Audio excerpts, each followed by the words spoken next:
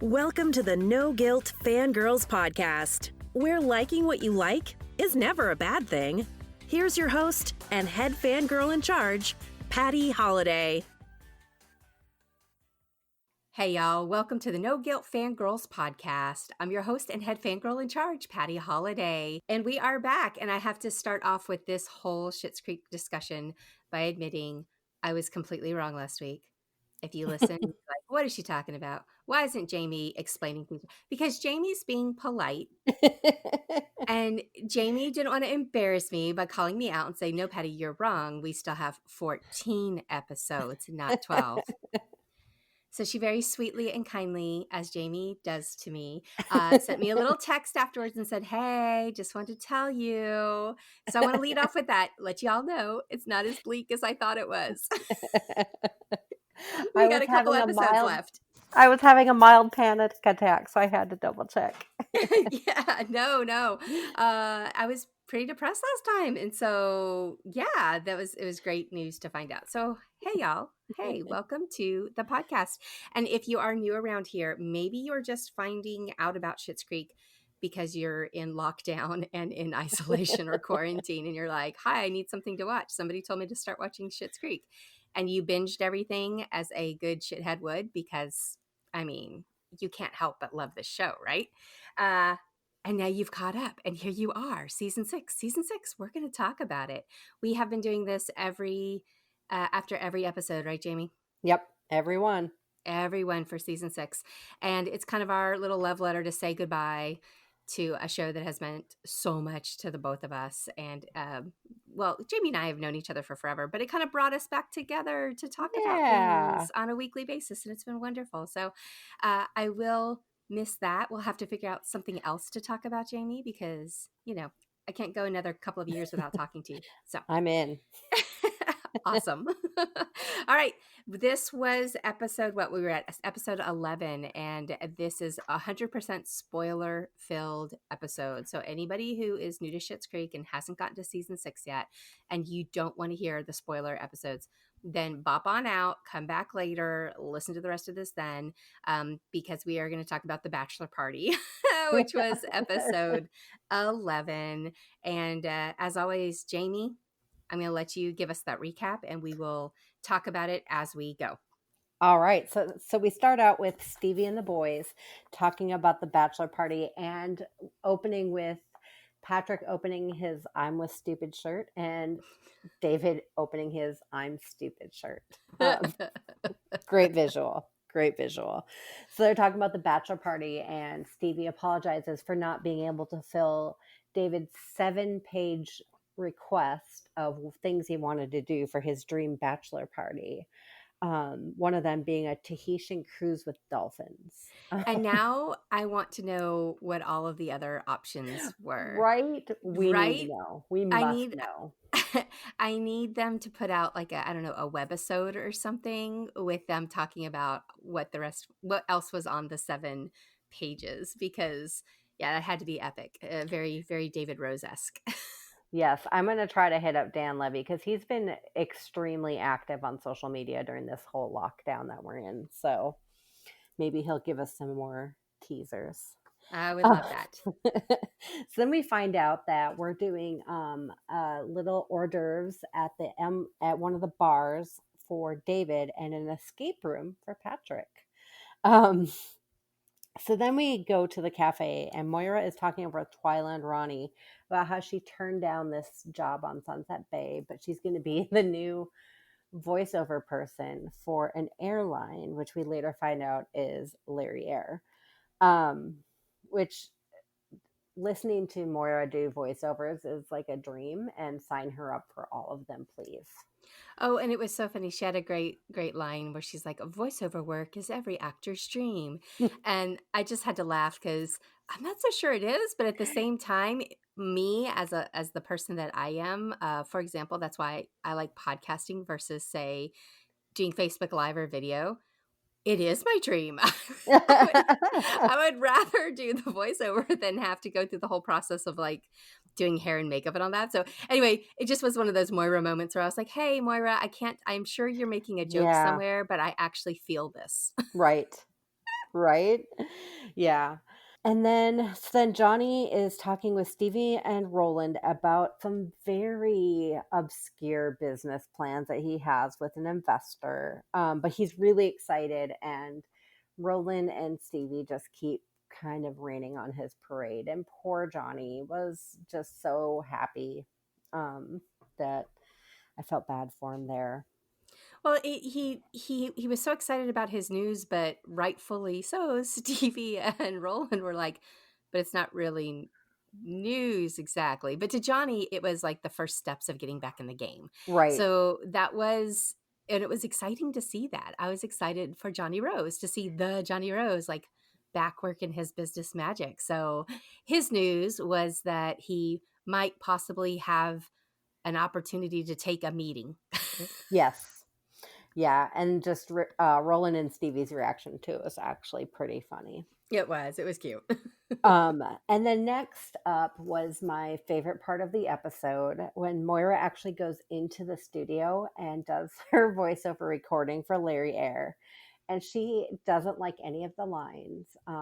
Literally, it's just like a 2-line promo that they just want her to read through the sheet. And so she, in Moira fashion, just is like, I'm not doing it. And Alexis is like, meanwhile, this whole episode, Alexis is still really having a hard time with, getting over Ted and trying to find her way back. So she was in sweatpants at the beginning, but then she had to take this meeting with Moira. And my absolute favorite part was Alexis goes in and says, I'll cover for you. You go wait in the car. And Alexis does the most amazing impression of Moira that is just the best. She Oh, tries to do the full Moira accent, and it's amazing. you guys know how much I have been just fangirling hard over Alexis's character this entire season. She has just shown she's just been so great. And once again, Annie Murphy, hello. When I realized what she was about to do, I had goosebumps. I was like, oh my gosh, is she going to do this? She's going to do this. And I just I knew it was going to be so good. And it was so good. Yeah, that was definitely a rewind moment for us because I'm like, oh my gosh, I have to hear that again. Yeah, it was awesome. And then, for the biggest part of the night, we go to the escape room. And first of all, Moira's wig was just something. That one I did not love, but I did make a note of her first wig that she is Yes. wearing at the beginning when she's in the cafe with the ladies. Yes. That might be my favorite Moira wig. Like I would rock that wig. I want that wig. If somebody can hunt it down and tell me where I can buy it for $20 or less on Amazon, that's the wig I want. You would be able to rock it too. Oh, I love it. I love it. I think it's very cool. And then, so they do the escape room, and you can tell at first this is not the Rose's jam. And Johnny is all about, he's just so preoccupied with this phone call, and rightfully so. But, poor Patrick, he had said the sweetest thing at the beginning that the escape rooms were his favorite thing to do with his family. And since his family couldn't be there, that he wanted to do it with his new family, to which Moira whispered to Alexis, oh, they passed? Yes. Oh, Moira.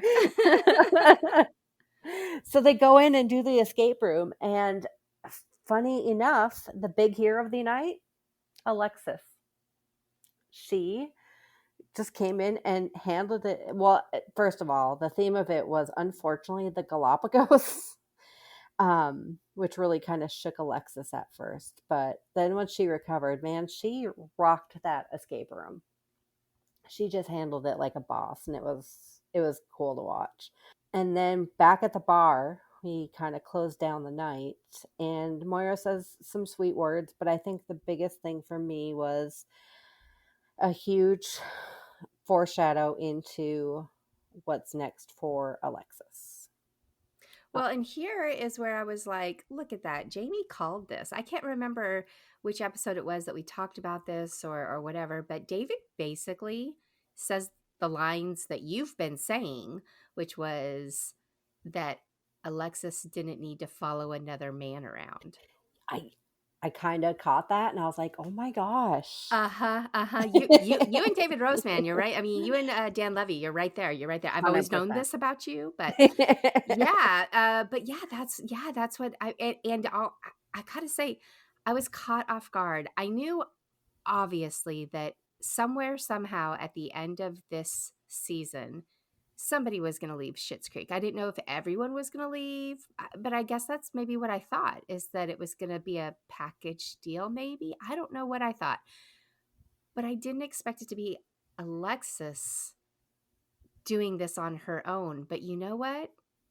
It fit. And I think this episode showed just how perfect that is for Alexis to make that move and to make that change. Didn't I you feel that? agree. Yeah, 100%. And I think so to kind of get it, if you don't remember, so she's talking about her sad desert plant that died that Ted had given her, which was a succulent. She was saying, well, maybe the succulent is too big for its little pot. Maybe it needs a bigger pot in order to grow. And it just kind of made me realize that like she kind of saw it for herself for the first time ever, I think. You know, I don't know that she ever believed in herself enough.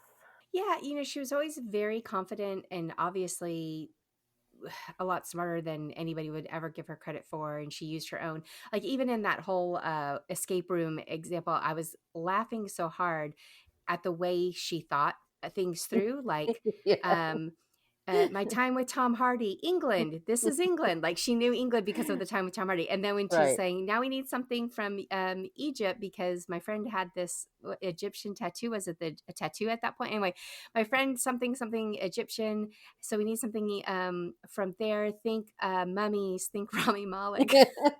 I mean, it was just a very Alexis way of thinking, Yeah, but she was the one that processed everything and got through. And that was another one of those moments where it was all clicking, where obviously through all these stories that we've gotten from Alexis all along, we've known that she was smart and we knew that she was capable because she was getting herself out of all kinds of crazy jams, right? right. But this was the first, not the first, this was like a culmination of like the thunderbolt hit me going, I see you, I see you, Alexis. I see how much you've grown. I see how much you've changed. Like she has just come so far from the beginning, but at the same time, she's done it on a path that's very true to who Alexis has always been.